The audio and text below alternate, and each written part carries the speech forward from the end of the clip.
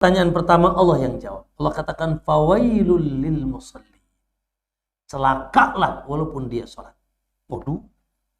Makanya kalau lagi jadi imam, antum baca Quran jangan sampai situ, nanti kabur semuanya.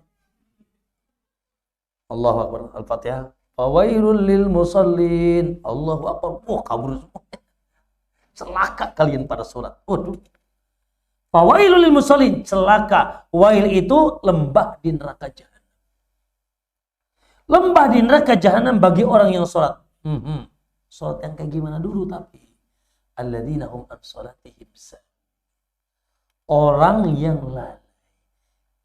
Para ahli tafsir Ibnu Katsir dan yang mengatakan, di antara kelalaiannya yuakhiruna sholata an waqtiha, lemes, malas, tidak punya etos sehingga dia mengakhirkan sholat dari waktunya. Udah mepet baru sholat. Suka mengundur-mundur sholat. Makanya Nabi ditanya, ya Rasulullah, ayun nasi afdal?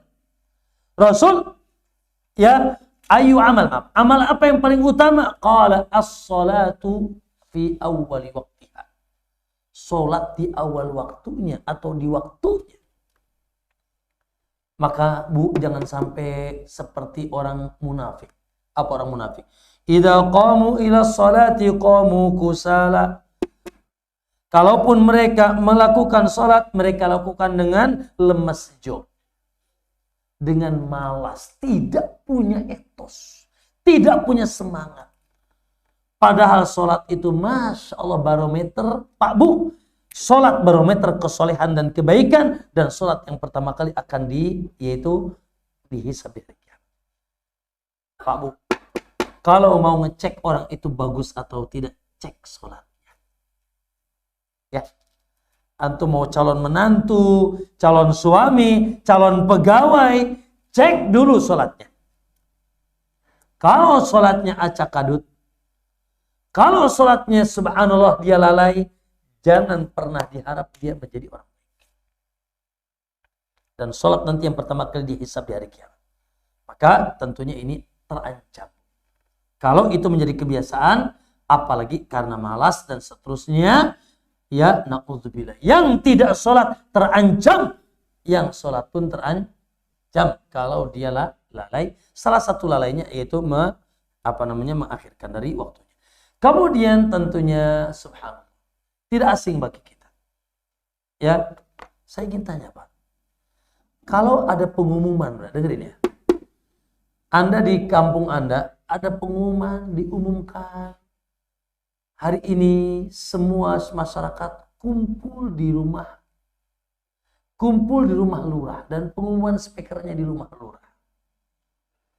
Itu masyarakat pada kumpulnya di RT. Kumaha ada kira-kira? Lurahna marah tuh? Marah lah. Lu gimana sih? Gua yang manggil, pengumumannya di kelurahan, kok kumpulnya di RT? Cabut sembakonya sama RT, sama lurah. Maka demikianlah kurang lebih Pak. Hayya 'alas shalah di mana Pak? Diumumkan. Ibadah saking gagahnya, zakat gak diumumin, puasa gak diumumin. Sholat diteriakin tiap hari. Hayya 'alas shalah, mari pada sholat. Hayya 'alal falah, mari mencari kebahagiaan. Diumumkannya di mana? Di masjid. Diumumkannya di rumah lurah, kumpulnya di RT. Marah lurahnya. Ya, diumumkannya di masjid. Sholatnya di rumah. Pak Bu, rumah itu namanya bahasa Arabnya apa? Baitun. Tahu kan? Baitun is rumah. Apa baitun? Dari kalimat bata yabitu yang artinya tempat molor. Sementara tempat adzan disebut apa tadi? Tempat dikumandangkan adzan apa namanya? Masjid. Dari kalimat sajada yasjudu. Tempat sujud. Maka ulah dibalik. Ya, di rumah sujud, di masjid molor. Ini jaka sembuh. Masjid tempat molor, tempat tidur, ya, dan rumah tempat sholat. Makanya tidak. Maka ma'asal masih. Wallahi, kesempurnaan seorang laki-laki dalam sholatnya tidak tegak tanpa sholat berjamaah. Dan yang sahih hukum sholat berjamaah wajib ain, dosa kalau tidak walaupun sah sholatnya. Sah tapi dosa. Ya, sah tadi. Allah perintahkan umumkan dalam Al-Quran, warka'u ma'ar raki'in, rukulah kalian bersama orang-orang yang ruku. Pak Bu, coba dicek dalam surat Al-Maidah kalau tidak salah. Di sana ada maaf. Nanti saya cari. Saya tahu takut salah. Di sana ada tata cara sholat jamaah ketika perang, sholat khauf. Sholat khauf, tuntunan sholat jamaah ketika perang, ketika genting. Kata para ulama, kalau ketika genting saja tetap berjamaah, apalagi ketika lalu jangan tanya hadis-hadis Nabi. Ya, seorang buta datang kepada Nabi namanya Abdullah bin Umi Maktum. Rasul, aku nih buta, nggak ada yang nuntun aku ke masjid. Sementara jalan Madinah terjal, bebatuan. Apakah ada rukhsah bagiku sholat di rumah? Lalu Nabi bertanya kepada Allah, atasma'un nida, kamu dengar adzan enggak? Qala ajal, iya. Qala fa'ajib, datang. Aku tidak dapatkan untukmu keringanan selama kau dengar adzan. Waduh, kalau gitu tinggal sumpel aja tuh. Lah. Ya, bahkan Nabi pernah Pak Bu berniat, beliau memerintahkan yaitu sahabat untuk qomat dan sholat, dan beliau keliling bersama beberapa sahabat.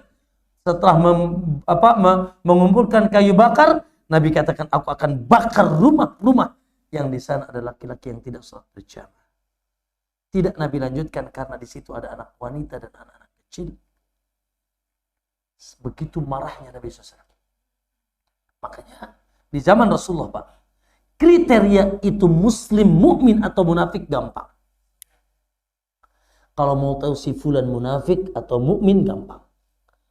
Ibnu Mas'ud mengatakan, wa qad ra'aituna, kami sudah sepakat, wa may yatakhallafu anha, tidak ada yang menyelisih salat berjamaah illa munafiqun, kecuali dia adalah seorang munafik ma'lumun nifaq, yang nifaknya sangat nyata. Terakhir, Anda mau mencontoh siapa? Siapa tauladan kita? Laqad kana lakum fi Rasulillahi uswatun hasanah. Tauladan kita Rasulullah. Rasul tidak pernah diceritakan sholat di rumah yang wajib, kecuali yang sunnah. Karena memang kata Nabi, sholatul rajuli fi baitihi, sholat laki-laki itu di rumahnya, illal maktubah, kecuali yang wajib. Ya, duha usahakan di rumah. Tahajud nggak usah ke masjid Pak. Iya, tahajud di rumah. Ya, kalau bisa qobliyah ba'diyah pun masya Allah usahakan, kecuali kalau nggak keburu-keburu qomat misalkan. Semua sholat sunnah itu sunnahnya di rumah, afdolnya di rumah. Tapi wajib tidak. Dan dikecualikan wanita, ibu-ibu masya Allah. Ya, ibu-ibu dilarang nggak boleh. Tapi kata Nabi yang lebih baik rumahnya. Karena memang kepentingan mereka di rumah dan jihad mereka di rumah. Maka ma'asal muslimin Allah, ya, jelas ya bahwasanya jangan remehkan sholat berjamaah. Dan jangan remehkan juga melalaikan sholat, mengundur-undur dari waktunya. Nah.